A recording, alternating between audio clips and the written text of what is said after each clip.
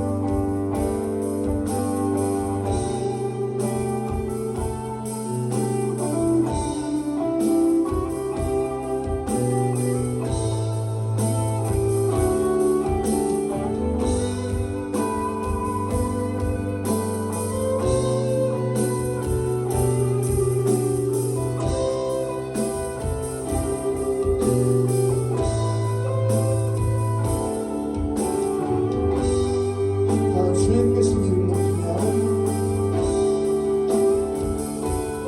다 주님 계신 이름 높이며 우리에게 행하신 위대한 일 감사하세. 모든 주의 신실하신 그 사랑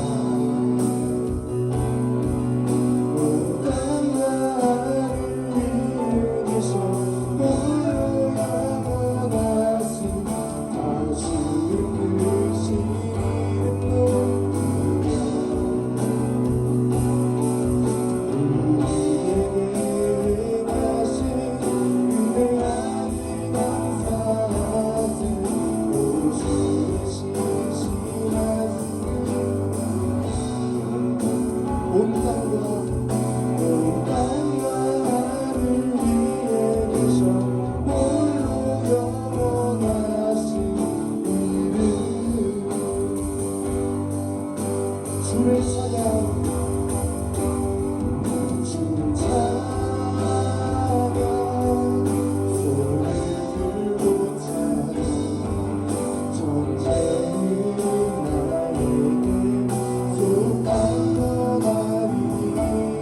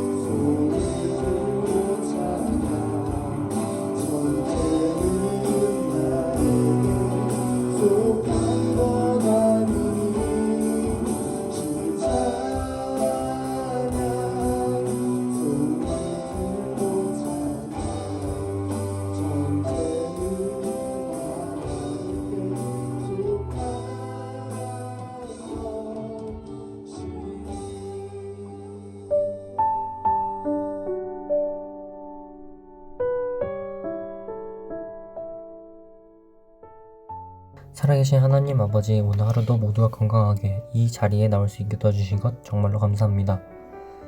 코로나 때문에 모두가 모이지는 못하지만 예배로 어디서나 하나 되는 저희 될 수 있도록 도와주세요. 언제나 어디서나 항상 건강한 하나님의 자녀가 될 수 있도록 도와주세요. 예수님의 이름으로 기도드렸습니다. 아멘.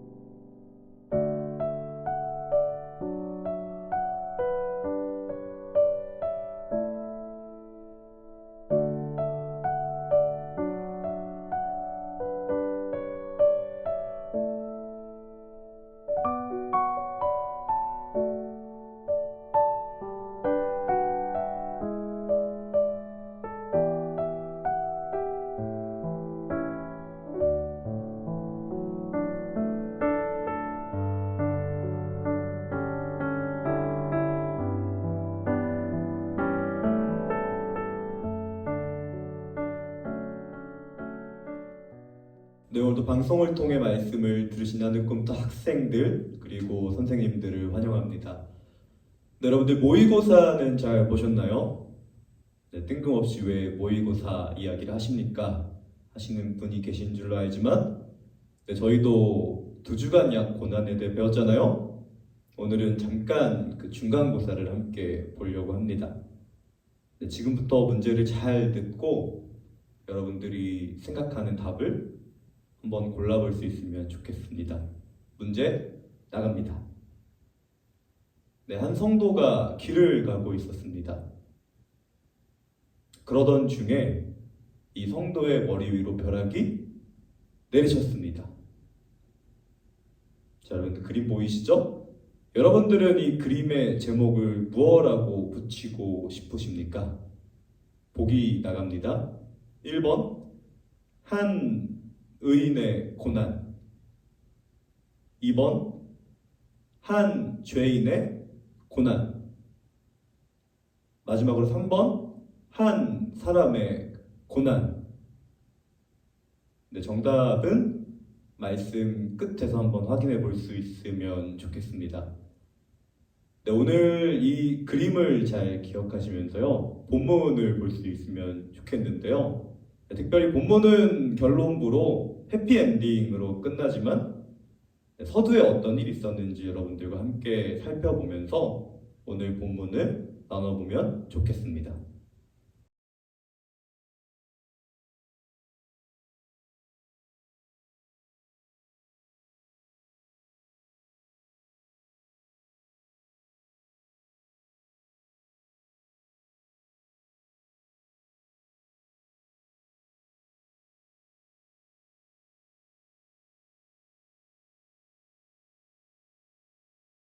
네, 본문의 주인공인 욥은 아브라함과 동시대의 인물입니다. 네, 그러나 여러분들 성경을 잘 보시면요, 아브라함의 이야기는 모세오경이라고 하는 책 중 창세기에 기록되고 있는 반면 욥의 이야기는 지혜서라고 하는 곳 중 욥기서에 기록되어 있는 것을 확인해 볼 수 있습니다. 네, 왜 이 기록물들 가인의 차이가 있는지는 예전에 나눴는데 이야기 쉽게는 이렇게 설명할 수 있습니다. 아브라함의 이야기는 받아들이기 쉬웠던 반면 욥의 이야기는 비교적 받아들이기가 어렵습니다. 네, 제가 말씀드렸던 것처럼요, 욥의 이야기는 이렇게 시작됩니다. 하나님께서 천사들과 천상회의라고 하는데요, 회의를 하던 중에 대뜸 사탄이 들어오는 이상한 전개로 시작됩니다. 그리고 이 사탄이 하나님께 당대하게 항변합니다. 하나님께서 세상 사람들에게 복을 주셨기 때문에 세상 사람들이 하나님을 찬양하는 것 아닙니까? 그러자 하나님께서 욥을 대표로 꼽으시면서 욥의 생명을 제외한 모든 걸 사탄에게 위탁하게 되죠. 정리하자면 사탄은 그 즉시 하나님 앞을 떠나서 욥에게 향하게 됩니다. 그리고 여러분들이 아시는 것처럼 욥의 재산과 자녀들, 그리고 욥의 몸에 병을 줌으로써 아내가 떠나고 친구들이 욥을 비난하게 됩니다. 그리고 그 결과 욥은 내가 의인인데 왜 나에게 이런 고난이 다가왔는가를 골똘히 고민하다가 이야기가 끝나지는 않죠. 골똘히 고민하게 됩니다. 정리하자면 이야기는 이렇게 됩니다. 욥은 의인이었습니다.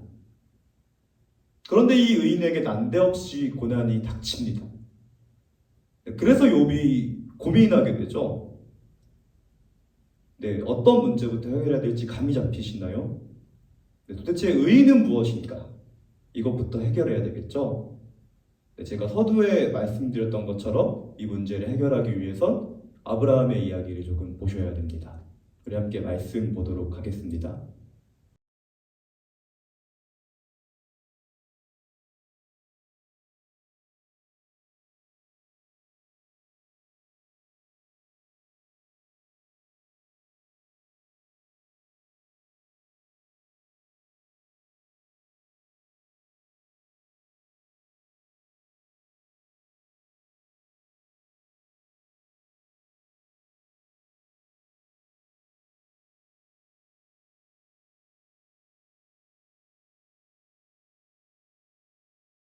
네, 본문의 사건이 있기 전 하나님께서는 아브라함에게 두 가지 축복을 약속하십니다. 한 가지는 아브라함의 이름이 유명해지는 것이고요. 다른 한 가지는 아브라함이 한 민족의 조상이 된다라는 것입니다. 네, 실제로 아브라함이 가나안 땅에 홀로 있을 때에 하나님께서는 아브라함을 축복하셔서 그가 가나안 사람들을 도와 메소포타미아 사람들을 물리치고 그 이름이 유명해지도록 만들어 주십니다. 그러나 제가 지난번에 나눴던 것처럼 아브라함과 사라는 나이가 늙어서 더 이상 자녀를 가질 수 없게 되죠. 그래서 아브라함은 현실적으로 이 약속을 양도할 누군가를 고민하기 시작합니다. 그리고 이 약속을 엘리에셀이라고 하는 그의 종에게 양도하려고 결정을 내립니다. 그러나 이때에 하나님께서 아브라함에게 찾아오셔서 현실이 아닌 이상을 말씀하시죠. 밖으로 끌고 나오셔서 별 보러 가자고 하시면서 함께 별을 세어보고 이 셀 수 없는 별과 같이 너의 자식이 많아질 거다라고 약속하십니다. 그리고 이 말을 들은 아브라함은 끄덕끄덕 하죠. 네, 하나님 믿겠습니다. 그러자 하나님께서 아브라함에게 첫 번째로 의롭다라고 선언해 주십니다. 네, 여러분들은 이 믿음이 무엇인 줄 아실 거예요. 제가 히브리어 원어로 나눠드렸던 것처럼 베헤민, 기대다라는 뜻입니다.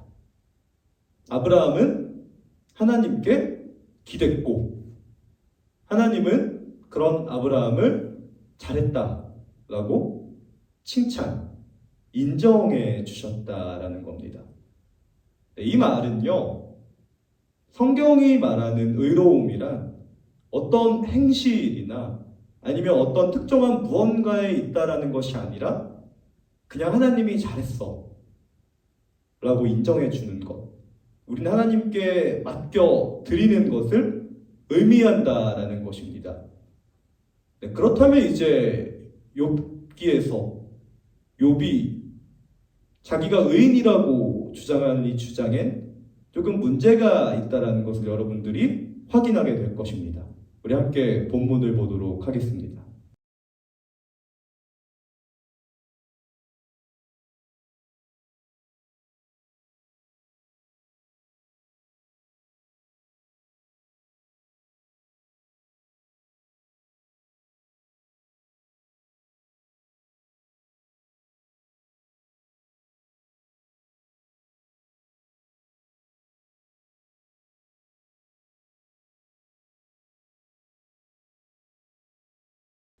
네, 본문을 보시면요. 욥의 친구들은 끊임없이 욥에게 이렇게 이야기합니다. 욥아, 너는 너가 의인이라고 이야기하는데 의인에게 왜 이런 고난이 허락됐을 거라 생각하니? 이 고난을 봤을 때 너는 의인이 아니야 라고 끊임없이 이야기합니다. 네, 반면 욥은요, 이 친구들에게 끊임없이 이야기합니다. 내가 의인이라는 것엔 변함이 없다. 그렇기 때문에 이 고난의 근원을 내가 알 수 없다. 네, 끊임없이 이렇게 둘이 싸웁니다. 잘못했어? 아니야, 난 잘못한 게 없어. 잘못했어? 아니야, 난 잘못한 게 없어. 이렇게 끊임없이 싸웁니다. 네, 그러다가요, 어느 순간 욥이 포기하게 됩니다. 무엇을 포기하게 됐냐면요, 내가 맞다라고 이야기하고 내가 맞는다라는 걸 증명하는 그 노력을 포기하게 됩니다. 자, 이 그림 어디서 많이 보셨죠? 아브라함의 그림을 생각해 보시면 좋습니다. 포기해요. 이 고난에 대해 설명하는 걸 포기합니다. 기대요. 그러자 갑자기 하나님께서 욥에게 나타나시죠. 그리고 욥에게 이렇게 묻습니다. 몇 가지 질문을 던지면서 너가 창조의 때에 거기 있었느냐? 아니요. 그러자 하나님께서 이렇게 이야기하시죠. 그런데 너는 왜 너가 맞다라고 끊임없이 이야기하느냐? 네, 이때 욥이 알게 되는 겁니다. 내가 의인이라고 생각했기 때문에 이 고난을 받아들이려고 하지 않고 내팽개치려고 했다는 것을요. 나는 틀리지 않았어. 이 고난에 문제가 있는 거야. 라고 하는 사이에 내게 문제가 없으면 하나님께 문제가 있는 거 아닐까? 라는 그런 여지를 줬다라는 것을요, 깨닫게 됩니다. 그래서 욥이 뭘 하죠? 아, 비로소 하나님이 나의 의로움을 인정해 주시는구나. 자, 봐라. 이렇게 할까요? 아니요. 여러분들이 보시는 것처럼 욥이 회개합니다. 나는 말할 수 없는 것들에 대해서 말하려고 했고 나는 무지한 사람이었습니다. 라고 하나님께 회개하게 되죠. 네, 그때 욥의 고난이 끝나나요? 아니요. 이때 끝나는 것이 아니라요. 욥을 포함한 이 욥의 친구들이 우리가 차마 말할 수 없는 것들에 대해서 말하려고 했고 우리가 차마 이야기할 수 없는 것들에 대해서 이야기함으로 말미암아 하나님과 욥을 힘들게 했다라는 걸 깨닫게 되는 순간에 함께 회개하고 함께 예배의 자리로 나아가는 순간에 욥의 고난은 해결됩니다. 자, 본문이 우리한테 주고 싶은 교훈이 무엇일까요? 모든 사람과 더불어 화평을 이루라는 것, 네, 그것도 맞을 겁니다. 하지만 하나님께서는 욥에게 고난을 통해 무엇을 말씀하고 싶으셨던 걸까요? 네, 저는 이렇게 정리해 봤습니다. 타인을 위한 고난. 아니, 타인을 위해 고난을 받게 된다니 그게 무슨 말입니까? 여러분들 보시면 알 겁니다. 욥 한 사람이 받은 고난으로 말미암아 3명의 친구가 하나님에 대해서 알게 된다라는 것입니다. 하나님은 우리가 말로 할 수 없을 만큼 크고 놀라우신 분이시다라는 걸요, 욥 한 사람의 고난을 통해서 알게 된다라는 거예요. 고작 그걸 위해서 하나님께서 이렇게 힘든 과정을 욥에게 허락하신 겁니까? 네, 이 세 사람과 욥은 그렇게 생각할 수 있을지 모르겠지만요, 이 욥이 당한 고난으로 말미암아 후대에 이스라엘이 포로기에 의인도 고난을 받을 수 있다라는 걸 인정하게 됩니다. 그러면서 새 희망과 꿈을 가지게 되죠. 먼 과거에 욥이 받았던 고난으로 말미암아요, 이스라엘이 일어납니다. 하나님께서는 의인에게도 고난을 허락하신다라는 확신을 가지고요. 뿐만 아니라 지금 이 자리에 있는 우리들도 이 욥의 이야기를 보고 일어납니다.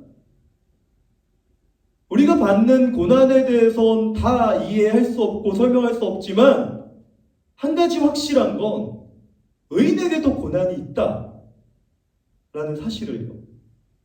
아니, 정확히 말하면 알 수 없기 때문에 하나님께 기대고 믿음을 가지고 끝까지 인내해야 된다는 것을 배우게 됩니다.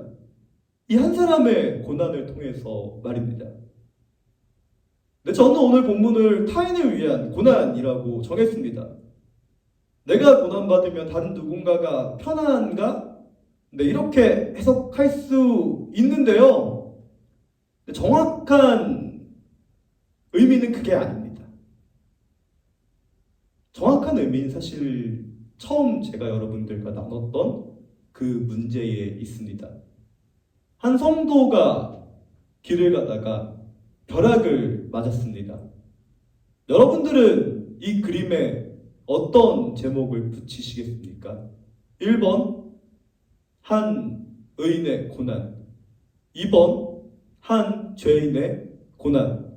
3번, 한 사람의 고난. 정답은요, 1번도 2번도 3번도 아닙니다. 적어도 이런 아픔이 있는 사람은요, 이 사건을 1번 혹은 2번 혹은 3번이라 정의하지 않습니다.